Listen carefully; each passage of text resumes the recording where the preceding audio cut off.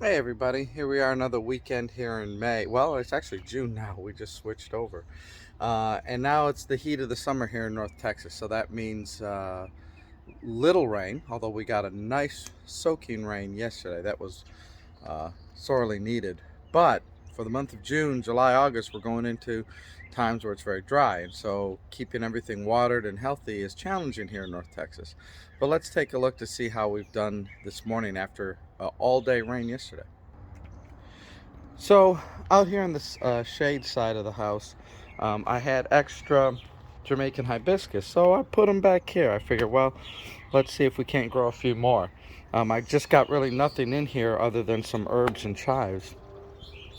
As we move along here to the uh, containers, we got our peppers.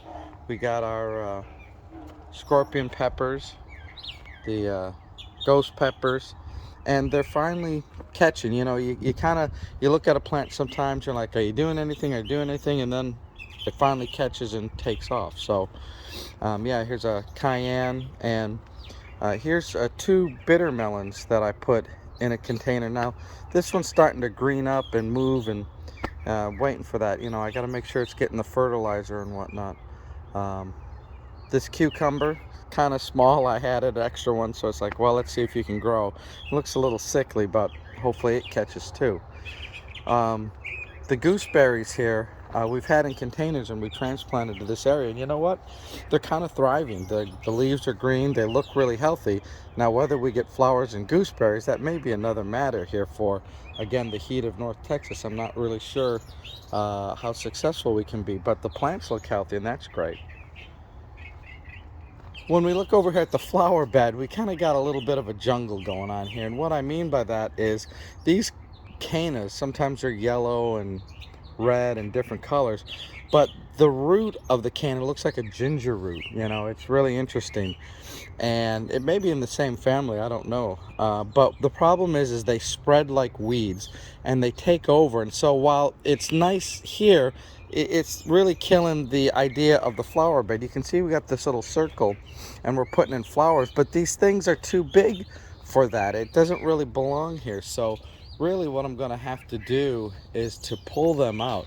They're good for something, I think, by itself in a contained area so they don't spread all over, or maybe along a back fence or something like that. So that's where, like, maybe we were thinking of putting some of them here, where you could have some flowers in front, put them in the back, and try not to make them go crazy. But yeah, that's really a bad area. It kind of takes away from the idea of flowers. As we circle around here, different elephant ears are growing. They do really well. And some more gooseberries. Like I say, I had wild gooseberry roots that were just growing. So I transplanted them here as well. Big thing I got to deal with is these rogue weeds and ivy and stuff like that. Oh, trying to pull that out while I have the camera. It's just such a constant thing. Here's another gooseberry. As we circle around here, all the birds are out, which is nice. You can hear the birds tweeting, which is nice in the morning, right? Here we've been harvesting some herbs. Again, we share a lot of this with some neighbors and friends. They come in and we can, we got so much we can share, and they can dry, and they can do all sorts of things with our herbs that we grow. Looking here, the peppers and the eggplants are getting really big. Now it has a lot of flowers, and you can see there's a lot of little eggplants here. Well, I need to start picking some of them so that the rest can get bigger and the plant can get bigger. I don't want it to produce just eggplants at this height and then stop. I want the plant like this one's getting big so it can grow more, but I'm gonna have to tie it up with some string now. Same with the peppers. As always, when you look at the peppers here, they're going to get top heavy, and they're going to need a little support, right? But the shishito peppers, they're some of my favorite because you can see there's so many here, right? And I like when they get about this size. And if you're wondering, well, what's a shishito pepper? It's really interesting. They're not hot, but sometimes the way the plant grows, every fifth one is a hot one. It's weird how that happens. Why one's hot and the other isn't? I mean, why did evolution create it that way? I don't know. But these plants get really big, they get really prolific, and what I like doing with these things is, unlike other peppers where you may just See, you can see here I'm gonna have a nice harvest for the week. You know, unlike serranos or jalapenos where you might put them in salsa or whatever, what I usually like doing with these is air frying them or grilling them, but I like coating them with like olive oil or spices and stuff like that, and then do an air fry so that it, or a quick grill, and they're just nice eating them that way. If you go to the restaurant and they have shishito peppers, order them. They'll put a different spice mixture, I'm gonna come around this way, on it, and they're just really good to eat them like popcorn in a way. Here's a nice eggplant that I'm going to pick, and that way the plant can grow and get bigger. I don't mind sacrificing a little small fruit, and there's nothing wrong with small fruit at all, just to get the plant bigger. Here's some more of the ghost peppers that I've had from previous years. They're still alive, and you can see they're greening up too, which they're finally getting the nutrients. But I got some more containers like this one, these 5 gallons, so put these little guys in there. The other thing that I'm trying to do too is, while it gets the area watering, which is fine, I'm thinking of moving these around and getting them their own watering source directly into the pot, into the container. Boy, this stuff is growing like a weed. This is like herbs, bee balm. So we'll let it do its thing. Lots of movement here where you can see the plant spreading out and getting bigger, so it's nice. The more that these can spread out, the less weeds that I'm going to have to deal with. The loofahs are finally taking off, and you can see the trellising up here. The idea is that the loofahs will create this loofah tunnel. I don't know if I'm going to have enough loofahs to do it, but we're going to take a look to see what happens. Also here, my honeyberries that I just got in, you know, basically last week. I put them in these containers. They got their own watering source, so I hope they catch. You know, anytime you get a plant in the mail and all that, you know, it seems like it goes through a little shock to be like, okay, you know, am I alive? Am I going to transplant? So far so good.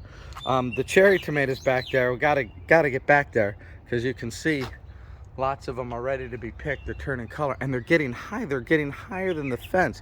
I can't believe how tall they get, and they'll just flop back over the other side. I'll just let them do that, and then I'll open the gate and go around back and get some cherry tomatoes. But we'll be picking those today. Look at this loofah here, how tall this one's getting. It seems like once it takes off and once it gets going, it's going, right? You know, same with this side. And then the two over here, this one's starting to go, and this one I think gets a little bit shade. He looks a little peaked. But we'll keep giving him water directly in there and whatnot, and hopefully he'll take off too. He's getting a little shade from this fig tree, which is great, because this fig tree is finally catching after a couple years here, and there are figs there. I hope that they really get going, and we have lots of figs from this tree this year before the birds get them.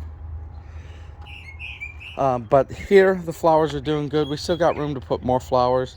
I've got these 2 artichokes that I really need to put somewhere and give them their own space, and I could put them somewhere, maybe even a container again, who knows. But anyways, that's the flower side. Let me show you some other things here next. Hey everybody again. So here's some more updates here in the beginning of June. Let's show you what I got. I brought some stuff over, I'll show you. So I have them in the box here to carry them, but you can see that, you know, upon looking at these, this one's really good. You might look at that and say, hey, you got some cucumbers maybe. They're not cucumbers, they're melons. So they're tiger melons and savory melons. They're basically like a cantaloupe or honeydew, but they're small. They'll be small, kind of softball size. And so what I'm going to do is, I started these in my grow lights back at my other house, and I'm going to bring them here, and I want to set up some trellis area. So if you'll notice, I'm going to walk over here. Just like I have containers here, these 10 gallons or whatnot, I'm going to start putting some trellis here and let this grow up here and maybe some other places. I got a lot of plants, so that's, you know, fine. But yeah, if I can trellis them up, that would be really good, because they're small enough as a melon to trellis up, rather than like here, the cantaloupes that I have that grow on the, you know, I'm just letting them spread here on the floor. But having them grow up on the trellis, they're small enough, they won't weigh it down, and maybe it'll keep it out of the way of things that will eat them. So that's the idea anyways. Let's take a look at some of the other things. So as you can see, the onions are slowly but surely being harvested and cut back, and that's making room for things like I transplanted here, which is some Swiss chard. And so as I open this up, I can put more stuff here. Maybe I was thinking of a zucchini or something too, because I haven't had luck with my existing zucchini over in that corner. What I do have though, as you can see in this container, I do have perpetual spinach that I have started in containers, and that's a good thing, because now I can either find some empty spaces and put them in the ground and have a lot of fun with that. Now this here is a ground cherry. I don't know if you've ever seen a ground cherry. It's a vining kind of plant, and it makes little yellow fruit with like paper coating on it. I don't know if it's like almost like a tomatillo, maybe. I think it may be in the same family. But these ground cherries are kind of fun. The seeds are tiny, tiny, but the plant starts getting big. And I'm going to put that somewhere to have that trellis up too. And then I'll put some of this perpetual spinach in the ground.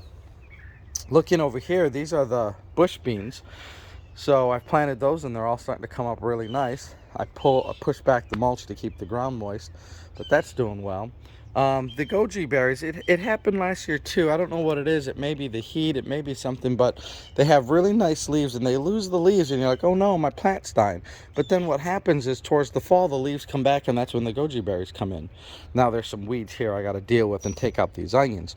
But it's an interesting thing. Like here, look at that. There's one goji berry. And you know, maybe it's the way it does it with the plant. I don't know, but we'll see. It's not dead. I'm not saying it's dead. It's just the way that plant has done things. Here we have cucumbers and things that I've planted, and kind of a slow start here. It's not as good as the back row, as the front row. Even the peppers are a little bit smaller, and here's a weed I'm going to pick. After the rain, unfortunately, while the plant grows, so do the weeds. But here's some cucumbers. Now this is a smaller variety cucumber, and I'll harvest these here, just like that. So these won't get to be giant cucumbers. They'll be tiny, which is fine. I like all sorts of cucumbers. There's some down here too. They're not like gherkin small, but they're just a smaller variety. But the plants are small, and I wish that they would start to trellis up here, and maybe they're starting to kick off now as we start. Over here, you can see this Chinese yard beans are really trellising up now. They're starting to kick into gear, but slow start. And I think it may have been the original nutrients and stuff like that. Maybe wasn't as good as the back row, the combination. And just to take up space, I put some eggplant in front, because these will eventually die out, and then I'll have eggplant in front, and then I'll put something else back there. So you kind of utilize your space as efficiently as you can. You can kind of pack it in. Let's see here. Let's go around the other side. These containers are for cucumbers and bitter melon, and again, really slow start. They're kind of pale yellow. I'm giving them the fertilizer, so I hope they start to take off and catch there in the container, but just really slow. But I'm trying to grow these bitter melons because a friend of mine likes them very much, and so I really want those to kick off here and get going. As I'm coming around the back row here, of course, with anything that trellises like a cucumber or whatnot, you have to help it along because it doesn't always find its destiny, so to speak. But these plants are like really, like I say, small, and I don't know how long they may go before they peter out, but we'll see. The peppers in front here are doing good on this side, and so is the cucumbers back here. You can see lots of vines and lots of things to trellis, and of course lots of cucumbers that are growing. Last year we had a really bountiful harvest of cucumbers. Now, will we have the same this year? I don't know. You never know. But we're giving it a shot. And you just have to come out here and kind of, you know, do a little maintenance work. But the peppers in front are doing good. They're getting big. So they're cohabitating, so to speak. As I'm coming along here, I'm looking for more cucumbers, and you really got to get down low sometimes, which I'm not doing right this second, but you got to get down low at different angles to see where they may be hiding. As we come down here, see, there's one that's growing. This is a long variety. Now what you have to do too is here's some more to keep the plant healthy. There's these runners that, you know, are coming up, so like you can trellis them if you want, or you can cut them to make sure the plant's got enough energy to keep going up, right? So I'll come by and trim those later. There seems to be lots of cucumbers growing, so you got to kind of come back here and push the leaves back and look around, because they are growing. Like here, this one here. There we are. So it's skinny and thin. I could give it another day. We'll see what it does. But yeah, just kind of be aware of your plants. Now, because these plants were planted at the spring, right? Eventually, you know, they're not going to last all summer, right? They'll eventually peter out. And so here's another cucumber here that I just passed up. See, that's a nice size right there. Good for a salad or something. Perfect. I'll add it to the other ones. So, like I say, these won't last forever. They may get up. Last year they got up so high. But so now I have a new row of cucumbers back here starting. So that way we'll have continuous cucumbers, as these will die out eventually and these will take its place. So I planted the seed and I moved the mulch so that they can grow. And they're all coming up, all those seeds. So I'm really happy. Now, I planted a couple extra seeds because you never know if they all germinate, right? So, you know, this going to be too many plants, so you kind of thin it out. And I know it may pain you to thin stuff out, but yeah, that's what you got to do, so things have room.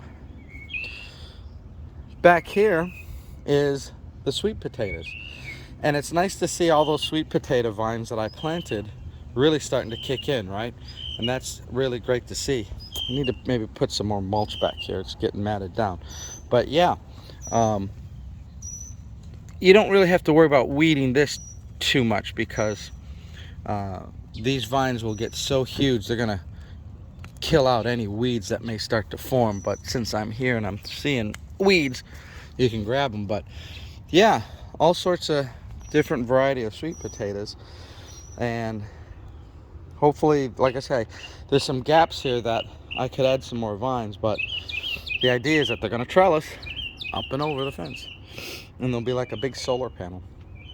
So yeah, got a lot of good activity here. Let's kind of walk around here. I have to clean up this whole side of it. You know, one thing that people need is storage sometimes, but I have to clean up this side because I want to put some stuff here too. I want to maximize my space. The unfortunate zucchinis, lots of flowers, lots of growth, but no zucchinis. It's really sad that we haven't got anything. So maybe a bad place, it may be whatever conditions that don't make it conducive to zucchini. As I spin around here, we've got parsley and a little bit of celery, and this it's fennel. Sorry, I was trying to think of the word. Fennel's growing pretty good here. Now, I don't know how much fennel's gonna like the Texas heat, but so far it's hanging in there. And then of course our raspberries, which now I'm gonna have to start putting up some string here. They're getting big enough to where as I put the string between the things, they'll keep it from flopping over. Okay, let's show you some of the other parts of the garden. All right, another walk through here for this part of the garden. What do we got going on? Tomatoes. Big healthy tomato plants with tomatoes that hopefully are starting to turn from green to red, and we'll have to trim them up and trellis them up and keep them good. But the tomatoes here are starting to fill in. And oh, what do we got down here? Yeah, here's one. I'm gonna pick this one here. Looking good. Now after the rain, again, the weeds, you have to come back here and get your weeds, and you can see these mushrooms growing too. That's a good sign, I guess, for microbe activity in the garden. But yeah, you know, tomatoes, blackberries back there. I want to move the blackberries because I don't like that position, but they're growing now, so I'll do it after the season ends. And of course, back here, blackberries. We're getting towards the end of this blackberry bed, and the berries are sweeter now. Oh, that's great.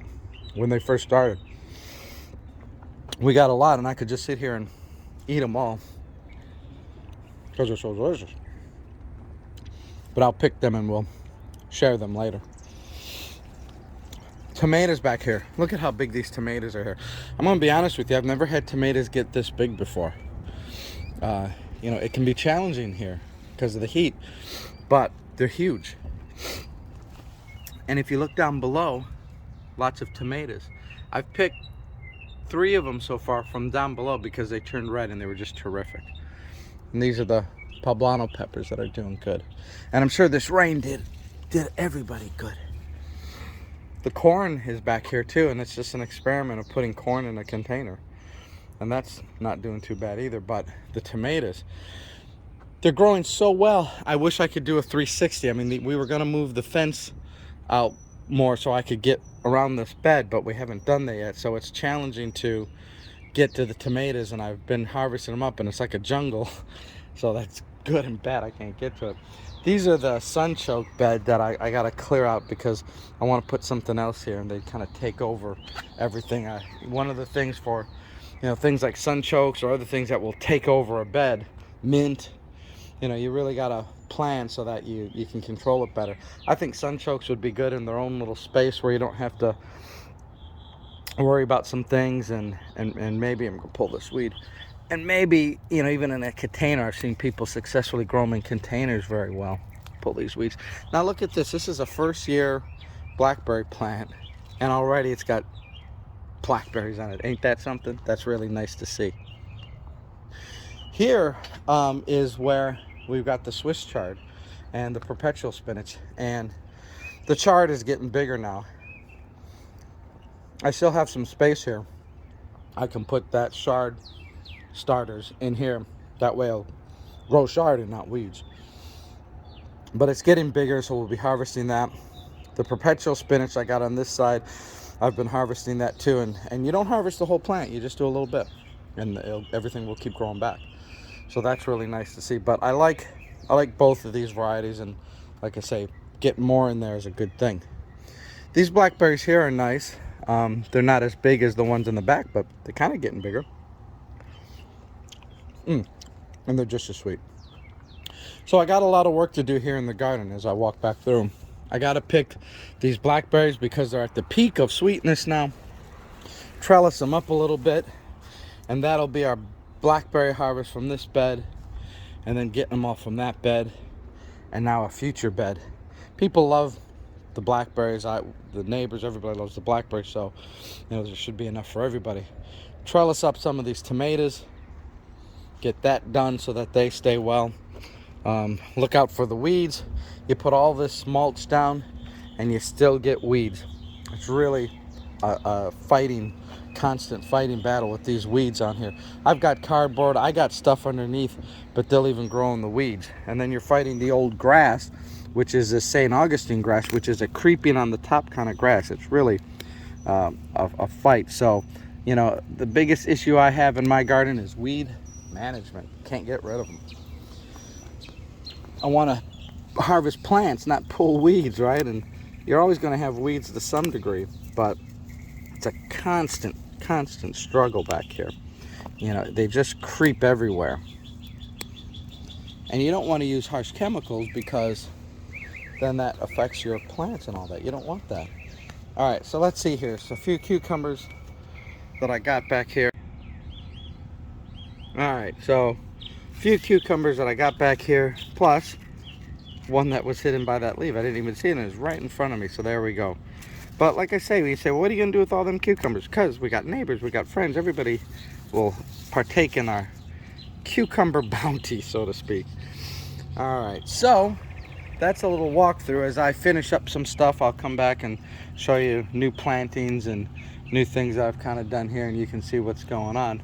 And look at that, there's another cucumber there. Let me go on the other side. See, this is where you gotta kind of get down on your hands and knees, so to speak, and find them, or otherwise they'll get too big and too seedy if you let them go. But right here, you can't see it. There we are. That's a nice cucumber. Got it just in time. Unlike this one here, got a little yellow, but this one got them in time. So yeah, you gotta come out here and look. Get down, look at it from different angles and see what's going on. All right, folks. Thank you for watching as always. Hopefully you're seeing what I'm doing, can take some of what I'm doing and do it in your garden. And we will talk to you again with some more garden updates. See you later.